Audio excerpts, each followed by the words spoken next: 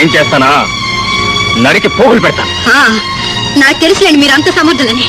అన్నీ తెలిసి ఎందుకు పెళ్లి చేసుకున్నావు? నేను అడిగిన కోరికలన్నింటిని మీరు ఒప్పుకున్నారు కాబట్టి. నీ బోడి కోరికలకు మెచ్చి కదా నేను పెళ్లి చేసుకున్నాను. ఎందుకు ఆ రోజు గంగిరెద్దులా తల ఊపారు? ఎందుకా?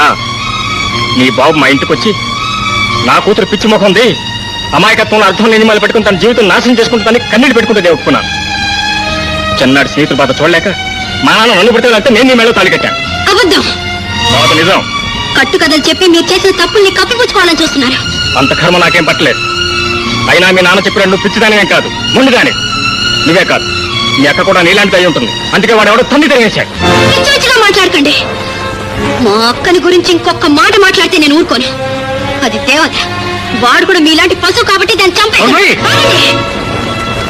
సహిస్తున్నానని ఇష్టం వచ్చినట్టు ప్రవర్తించకండి. నువ్వు చూపిస్తున్న సహనం ప్రతి చిన్న విషయాన్ని గోరంతలు కొండంతలు చేసి నువ్వు అవమానించరా? ఏమిటి చిన్న విషయమా? ఆనాడు మీరు చేసిన ప్రమాణాలన్నీ గంగలో కలిపేయడం చిన్న విషయమా? కాపురానికి వచ్చిన రోజే సిగరెట్ తాగితే సర్దుకున్నాను. బిస్కీ తాగి ఇంటికి వచ్చిన రోజు మీ తల్లిదండ్రుల ముందు మీ పరువు కాపాడడానికి నా బాధను దిగుమింగుకున్నాను. ఈనాడు మీరు ఇంత అమానుషంగా ప్రవర్తించినా సహించాను. ఇప్పుడు నా మీద చేయి చేసుకున్నారు. ఇంకొక క్షణం కూడా మీతో నేను కాపురం చేయలేను. బెదిరిస్తున్నావా? మిమ్మల్ని బెదిరించాల్సిన పని లేదు, లొంగి బతకాల్సిన అవసరం